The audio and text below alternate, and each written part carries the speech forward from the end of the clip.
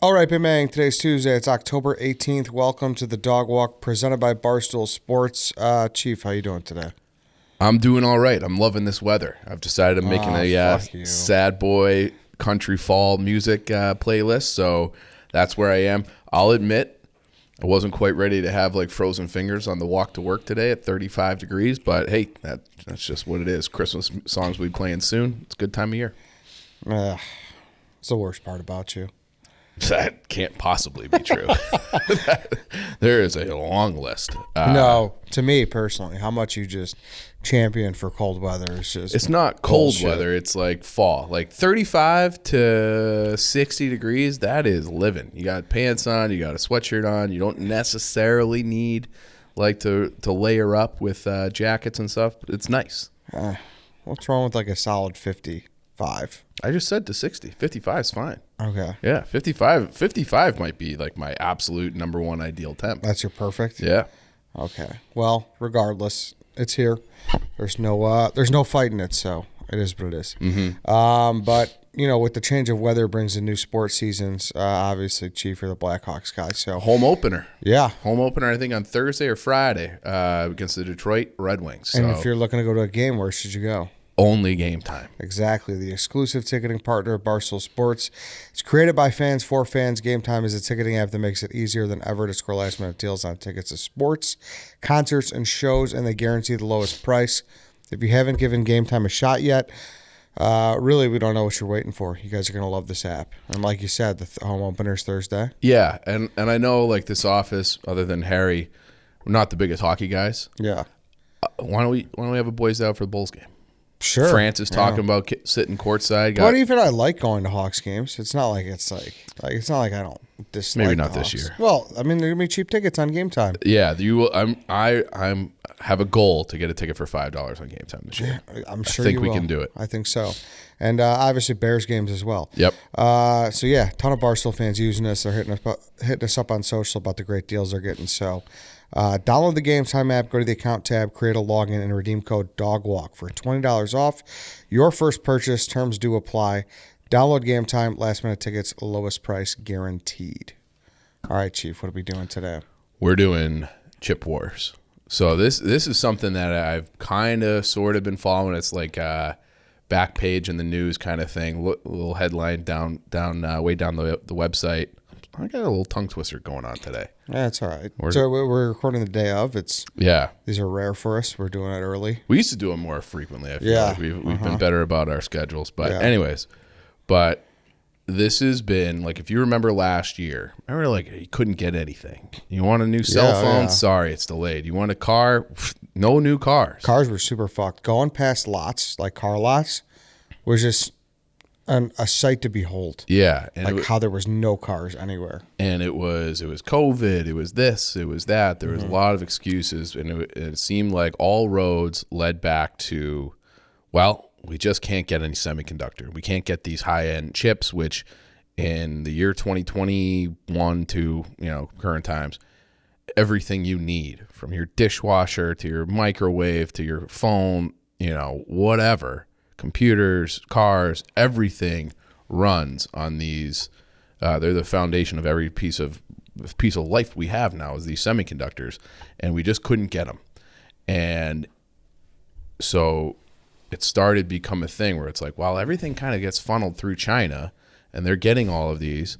And we used to have like this robust semiconductor industry. It's actually what my dad did for the majority of his career, was sell printer circuit boards, which is a component. So he was working for these different companies, and I remember like he had to switch industries when I was probably like 12 or something like that. And he it wasn't like it was forced, but like he got out at like the right time, because in like late 90s, early 2000s, the entire industry, which used to be like a huge industry in the United States all through the 80s and into the early 90s, went overseas. So it went to China, it went to Taiwan, it went to South Korea. And now it's become so important to our daily lives, as we said, that it's become like a national security issue. So in August, Biden signed a law, and it was like, you never hear about any, Democrats hate Republicans, everyone hates everyone. Well, there was this bill passed with ease in Congress, which was this chip manufacturing bill to provide $280 billion to kind of regrow the domestic production of semiconductors. And so that happened in August. And then these efforts and these different components of this law and different like little add-ons have really been picking up in the meantime.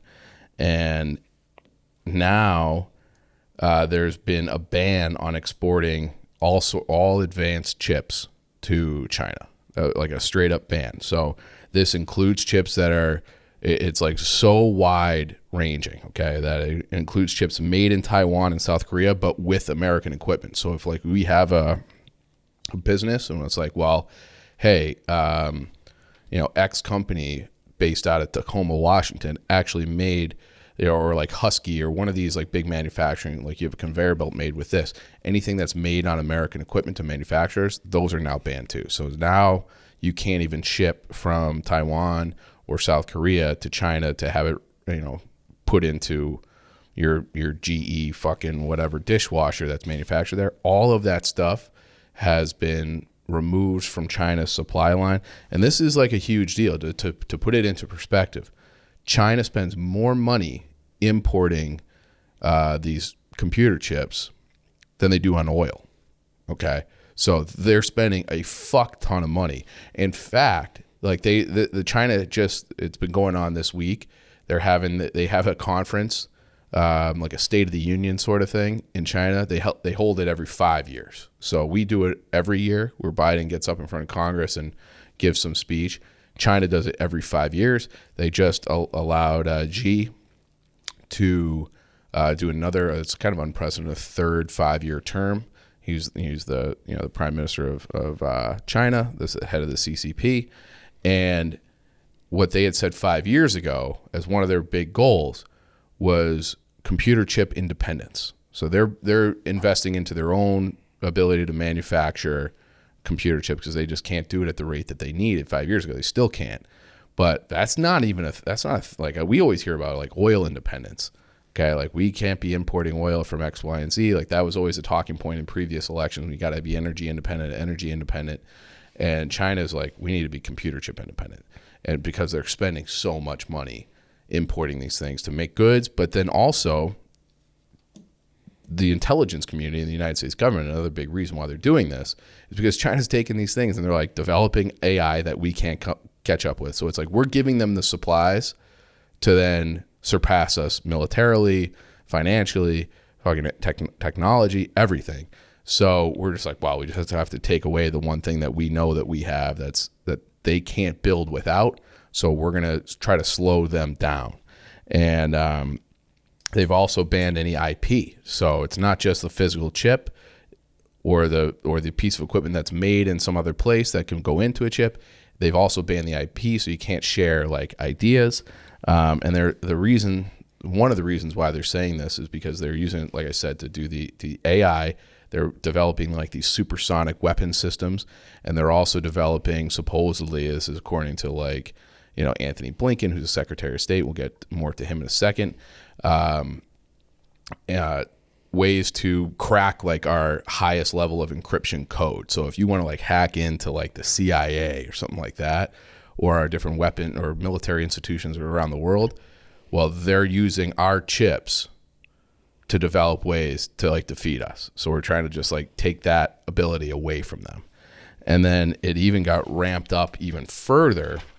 And I'm going to read through this thread. So, and this is, this has been in the New York Times. And then this guy, Jordan Schneider, this is like another thing that has been unveiled this week. So he said, dude, it's stunning that they don't know like how to do this. Well, I think it's almost like, again, I'm not an expert on this, but it's like, you're building. Okay, so it's you have to get the raw materials, you have to process them, you have to have the manufacturing know-how and equipment to be able to assemble all those things. It's a very like, if you watch like those old like I think it was Intel. Okay, you know that company Intel? Yeah. Where they're like walking around like the white, lab coats and shit. Like and like they're can't have a hair out of place. Like you have to be totally like it's like a big endeavor, which is why we passed that bill. But I just think they're just like diverse in a lot. Like that's what, and like they're always the road belt initiative. Like they're always trying to move and shake and be like, hey, we want to be the fucking the dominant force. And they're trying, and it's like, so this is, and they've put billions into their own semiconductor industry, but in the meantime, like as that's ramping up, they have to import from other places, and we're just like no longer. So this is like I said, from this guy Jordan Schneider. The U.S. government's new export controls are wreaking havoc on China's chip industry. New rules around, quote, U.S. persons driving a, quote, industry-wide decapitation. Okay, so this is a translation of something that was posted by the CEO of a chip manufacturer in China. So he goes, lots of people don't know what happened yesterday. To put it simply, Biden has forced all Americans working in China to pick between quitting their jobs and losing their American citizenship. So if you're hired by a company in China as an American engineer, something like that, to help develop these chips, manufacture these chips, run these factories, whatever, the United States is like, well, if you want to continue to do that, we're going to take away your citizenship. And it's U.S. citizens, and they use the word persons, okay, because it's not just U.S. citizens. It's like, hey, you have a green card, okay? You're not a full citizen. We will, if you keep working for China on these things, we will snatch that shit up and rip it up so fast you'll never come back here. And so they're using everything they can to, like this guy, like this Chinese executive said, to decapitate the industry. So to just be like, hey, all these people who are running this shit, where these, like, you imported not only the chips themselves and the manufacturing equipment, but you also imported Americans to run that industry, no longer. So every American executive and engineer working in China's semiconductor manufacturing industry resigned yesterday. So this was from a tweet from October 14th, paralyzing China's manufacturing overnight. One round of sanctions from Biden did more damage than all 4 years of performative sanctioning under Trump. I don't know if that's true, but that's what this guy is saying. Although American semiconductor exporters had to apply for licenses during the Trump years, licenses were approved within a month. With new Biden sanctions, all American suppliers of IP blocks, components, and services departed overnight, thus cutting off all service to China. Long story short, every advanced node semiconductor company is currently facing comprehensive supply shutoff, resignations from American staff, and immediate operations paralysis. This is, again, Jordan Schneider. This is what annihilation looks like. China's semiconductor manufacturing industry has been reduced to zero overnight, complete collapse with no chance of survival. I find that hard to believe, just because, like you said, that they're always moving and shaking. They seem like they always have a plan. It's certainly going to be a problem for them. But there's some kind of stat where it's like they graduate more engineers every year than like we have graduates. So if you take like everybody who's like has an advanced degree, whether it's, filmmaking or English or, whatever, China is producing that many graduates of just engineers every single fucking year. It's and it's like stat. That's one of those things where it's like it's not exactly right, but it's directionally correct. Yeah. But it's like they're just so heavily it's like a little scary to think about. And that's what I mean. I'm just like that, like, that, like how well educated, they are. So it's interesting to hear that this is kind of like where they're. Yeah. And, there's another, there's been no like real reporting on this. It's starting to leak out a little bit today. We're recording Tuesday morning. And this guy, posed a question, why hasn't Chinese media reported on this? And there's no real answer. The only possible explanation is that this major story and its future ramifications will bring severe damage to the supposedly, quote, continuously flourishing semiconductor industry and Chinese national security as a whole. So he said this is as embarrassing as when Pelosi went to Taiwan. Okay, like it's pissing people off. And the other part of that goes back to this. They're having this, their State of the Union, their Communist Party Congress right now, where they normally release a lot of their data about their economy. Xi just got up there and said, we're not doing that. We're not releasing our GDP data. We're not releasing any economic data, growth, whatever. We're not doing it. And people are speculating it's because the numbers are horrible, because they still have this like COVID zero policy where it's like still complete, in many places, complete lockdown, and their economy is not doing as well as they had.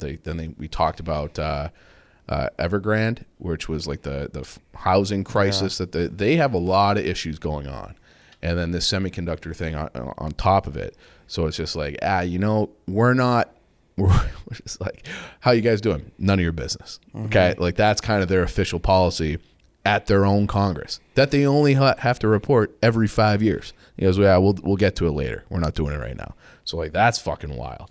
I do want to pause here for a second, Chief. I do want to talk about what we talked about yesterday. New sponsor of this show, Rowback activewear. I'm wearing the hat. The hat looks nice. Thank you. I love that style of hat. Yeah. I love a dog logo. Shout out. So do I. Yeah. So do I. I feel like you should give me that hat off your head right now. So do I. And I've been seeing. It's very rare that I'm jealous of White Sox Dave. I don't know if it's ever happened except for the last week or so. But I filled out the form wrong for the Rowback stuff, and I didn't include my address, so my stuff hasn't arrived yet. He's walking around fashionable as fuck, looking comfortable. They got those hoodies look incredible. The joggers look incredible. And I am officially jealous for the first time in my life of White Sox Dave. So that's what's funny is they've been a sponsor for the Portnoy show for a while, so I've had a bunch of Rowback stuff. Yeah. But seeing, you haven't got your taste yet, but seeing Dave get his taste, and he's like thrilled. Like that's not. He won't stop talking. That's about not an ad. He's like, this is like one of my favorite sponsors of all time, because it really is that good. Yeah. And like I said, it's activewear, but it looks good. Like you could wear it, like it's one of those things where you could wear the performance hoodie on the golf course and then go right to like a decent dinner and no one would bat an eye. No. It's so nice. you want to know another little true story? That's an ad, but it's not an ad. What? Okay, so I've been seeing Rowback around our company for a while. Yeah. I'm like, that stuff looks great. I want a taste of that. And so maybe like 6 months ago or so, I reached out to our merch girls. I'm like, hey, can we have a Barstool Chicago Rowback collab? Because that's what's missing from my closet. And they're like, yep, we'll talk to them. So they've been working on designs. I don't know where we are in that process, but it's I was like, man, that stuff looks so good. We need to we Chicago need to work with them.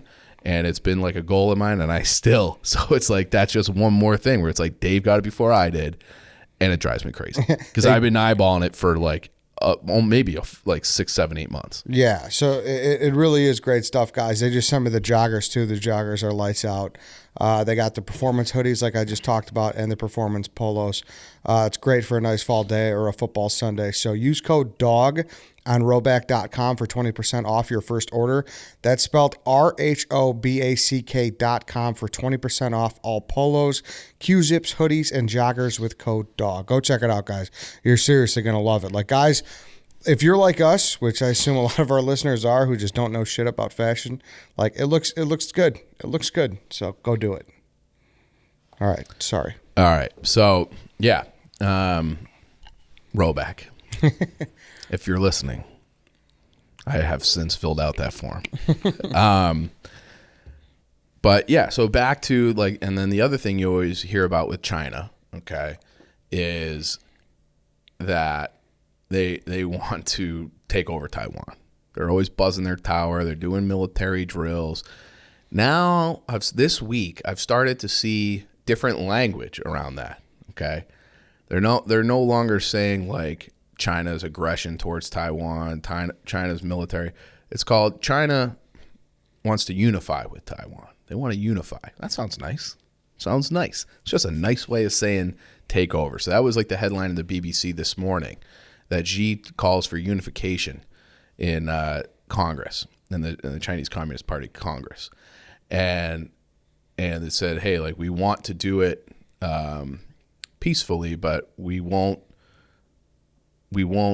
take force off the table. But of course, we want to unify peacefully. Okay, Taiwan is like under constant threat to the point that Taiwan, a little island country off the coast of China, has 300,000 active military personnel on the island, ready to do their best against China, should it ever come to that. Okay, maybe part of the reason why China is so desperate for unification with Taiwan is their semiconductor industry. It is arguably, they produce the second most, okay, behind China. China still produces the most. Taiwan, with our help, and South Korea are like second and third. And Taiwan can kind of do it soup to nuts. You know, they have the ability to take in all the raw materials, manufacture it, do all like the little things that China can't necessarily do yet on themselves. So there is speculation where it's like, hey, like, if they're going to be choking us off, we better just go snatch up that island and unify with them, and then take their semiconductor industry and go back to doing all the shit that we were doing before, because they're great at it, and we know they're great at it. And they have, like, so if we're going to take over, make sure you don't bomb those facilities, because we're going to fucking need those. And so that's, but it's, I don't know. I thought that language, and maybe it's like me being paranoid, but I saw the language like, unification. What does that mean? Oh, just take them over, just invade. Mm-hmm. Like Russia's unifying with Ukraine. And then, you know, we had Anthony Blinken, who's the Secretary of State right now. I think his name's Anthony Blinken. Blinken's his last name, was at a conference with Condoleezza Rice, another former Secretary of State. And they're talking about, you know, he had a quote saying, China is pursuing unification with Taiwan on a much faster timeline. I wonder why that is. What's that about? And he also said, China will use coercion or force to unify. You know, so it's like, hey, like, they're speeding it up. They're pushing for this hard. And they'll do whatever it takes. If it's just coercion, meaning like, I don't know what coercion means, fucking blockade, I don't know, starve them to death, they're right there. And until they decide to vote the right way to reunify, who knows what that means, or force, which would be invasion. But and Taiwan is such a weird thing, because very few countries in the world even recognize them as a country. It's like, first of all, that's such a weird thing. Like, are you Taiwan? Yeah. Like, how do you recognize how do you recognize Taiwan? But like, we recognize China, Beijing, the CCP, as China, and we don't formally recognize Taiwan. But at the same time, we have all these deals and these laws in place where they're a non-NATO ally, but we don't recognize them. But we will defend them, and we will supply them with arms, but we don't recognize them. It's like this weird, like, mental gymnastics for diplomacy. I can't wrap my mind around it, but that's always been the case. It's a very odd thing that I think that changed under Nixon, because in the past it was always like, is this our play at this industry, kind of knowing that China needs them, or is that? I think it goes back a lot longer than before, like, that industry was really even a thing. Yeah, because I'm saying now, like was Pelosi's trip.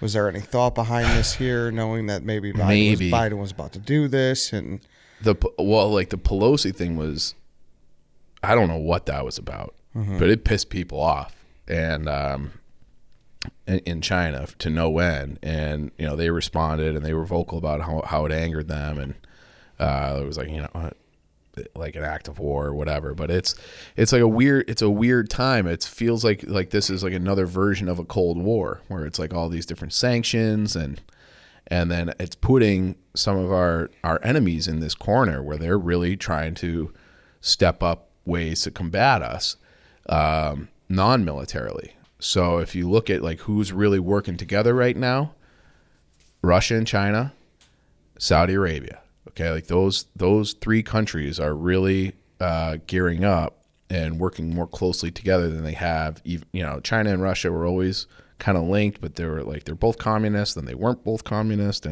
but now it feels like they're doing trade deals in each other's currency. So the ways that we have fought the Cold War since the 50s, since the end of World War II, aside from these different like Vietnam, Korea, proxy war type things, is you fight it with currency, sanctions, different trade things, technology. Like you fight them in all these different ways, and you kind of flex your muscles and make life hard on them until they kind of capitulate and play ball. Well, they're putting together backup plans where Russia and China are really trying now to overthrow the dollar as the reserve currency of the world. Like they're working together. Saudi Arabia has agreed to do trade deals in yuan instead of like you give us U.S. dollars, we give you oil, which is kind of how all trade around the world has gone. Like, no, we'll do it in yuan. And there's been this discussion between these other countries being like, we can't get fucked by the West on trade because they want to close us off to SWIFT, which is, if you remember the beginning of the Ukraine war, it's like this international banking transaction thing where it's like people are just sending money all over the place all the time through this SWIFT system. And if you're cut off from SWIFT, you really can't like do any business. So they're trying to come up with a way to kind of topple that and get outside that. So they're working together to create their own reserve currency. And everyone's like, wow, it'll never work because it's kind of like crypto or some of these other currencies, or even Facebook had their own like cryptocurrency. It was just like, this doesn't work because it's new, it's unstable, it's this, it's that, and no one will ever deal with it because no one really has faith in it, and you're always ultimately going to be fucked by the West because they could still just put all these trade sanctions and devalue that currency or make it difficult to trade in that currency. So their plan, well, we're going to tie it to gold. So who has been stockpiling gold the last 5 years? China and Russia. So now there is like, no one knows exactly who has what in terms of gold, at least that I could find. But there's speculation that they both have more gold than we do now. So if they wanted to create their own reserve currency, and it's like it's tied to gold and Saudi oil, so it's petrodollars, well, that's something that would be, I would think, would be very stable. And that's bad news for us because that's like our biggest asset is being like, well, we have the dollar and we can control, we can cripple your whole economy with a snap of a finger if we wanted to. Mm-hmm. And that really scares everybody. If we don't have that power anymore, then other countries are free to do whatever we can't really sanction them. We can't really punish them that hard if we don't have the power of being the reserve currency of the world. So a lot of shit going on. Yeah. And it all kind of ties back ultimately where this like kind of Cold War is the hottest apparently right now is in tech and in that chip industry. It's crazy and fascinating. Yeah, it is. That's where wars are fought now economically. It's about chips. Yeah. Which makes sense. I mean, totally. How the world has advanced so much. And I mean, also I do want to note, if that's all you have on chips, we are very aware of the Alaskan crab situation going on. We're looking into it. Yes. Yes. There wasn't enough for an episode today, even though we did want to do billion crabs. Where the fuck are they? That's crazy. Do you think? So explain the report right now. I'll pull it up so we can. The gist of it was like, did I understand that like the fishermen went out for crab season, and 90% of what's usually there was just not there over 1 billion crabs. Billions of snow crabs have disappeared from the waters around Alaska. Scientists say overfishing is not the cause. So figure that one out. Do you think they're just like, man, like every fucking October, these fishermen for 100 years have been snatching up our whole family. Like, well, let's move. Yeah. They just wised up and they just got out. Got out while the getting was good, and they moved across who knows, Bering Sea or something. Maybe. That's a solution. But if it's not overfishing, and they're saying it's not necessarily like a climate change, it's still pretty fucking cold up there in Alaska. Yeah. What could it be? I saw that. I saw possibly China fished them out already. I saw The snow crab population shrank from around 8 billion in 2018 to 1 billion. We're talking 7 billion crabs. Nobody's going to get crab this year. You get a California roll, you know it's imitation crab this year. Okay, so stay away from the California rolls. Yeah, but I'm just saying, like, you know, do you like crab legs? Fuck yeah, who doesn't like crab legs? Yeah, it's good stuff. It's great. I mean, I'm sure it's also a supply and demand thing because you're getting your seafood seafood platters without a crab leg. What are we doing? Yeah. No, so then what? You're gonna throw lobster on there? Yeah, like there needs to be more. I need more. I can't just accept this. Like, where the fuck did they go? Like, was that just that weekend? Like, are they going to go back this weekend and like, oh, hey, they're there now? Like, I can't just accept that. Like, there's not going to be any. Who's got legs. those crabs? I don't know.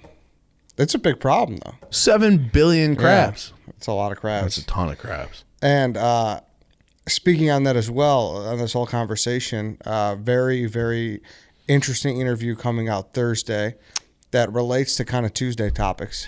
Broke my heart. Yeah. Broke my heart. So Sagar from Breaking Point. Sagar. Mm-hmm. I'm bad with pronunciation. No, so am I, but yeah. he told me the correct way. So that was it, right, Harry? Yep. Sagar, yeah. Sagar and Jetty from Breaking Point's monster YouTube channel with Crystal Ball. They did a show at the Vic down the street. Yep. He came in here and we shot the shit for about an hour. Yeah, my flight didn't get back in time and missed them. So that's a show that I watch at least a segment every day. Yeah, it's a good monster show. Yeah, it's a huge show, and they're closing in on 1 million subs. And it's a good format. It's genuine people, one on one side, and then they just kind of give their takes and they're. And I don't feel like while they have different political views, mm-hmm.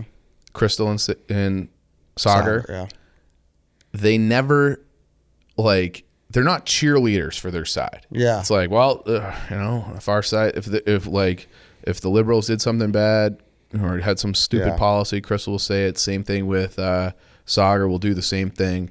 Like they just they seems like they shoot it straight, or at least better than anybody. And that's why I had him on too. Like I'm probably gonna say some before, but like I wouldn't have on just some shill unless if they were like crazy entertaining, and he's not. Yeah, he's definitely not. Yeah. So he seems like just a good dude. Yes, yeah, he was. So I liked him a lot. Yeah. So, and you said it wasn't super political, even though, right? Well, it was political, like that, and he.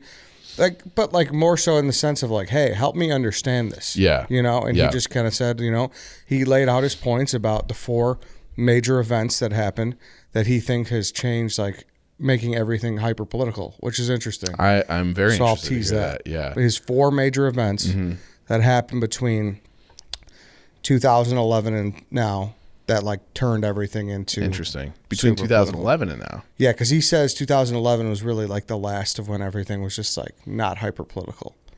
I do remember thinking that in the lead up to the Obama Romney election that there were like that I'm like, I'll just say what it is, but I was like, Romney was like, yeah, like I had, when I was running when I was elected governor, I wanted to have like 50% women or something on my cabinet or different positions. He's like, I had binders of women.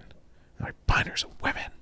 You sexist misogynist. I'm like, no, they're so I could hire them. No, you're the. I was like, that's fucking weird. Yeah. But it does feel like that seems like when it. You could be right. I'm just be interested what you think of his take. I'm very interested to listen to that. Mm-hmm. I noticed you didn't have Crystal on. You know what? I was going to ask him if he wanted to come, but he's a Barstool fan, and that's how we got hooked up. He just only wants one side of the story. No, and I should have asked him, but I didn't want, just because we talk. Next time. We become friendly, but next time I'll have them both. Yep. All right, then. Chief, thank you. Of course. That's it for today, everybody. Thank you for listening. We will be back tomorrow and on Thursday. We'll see you then.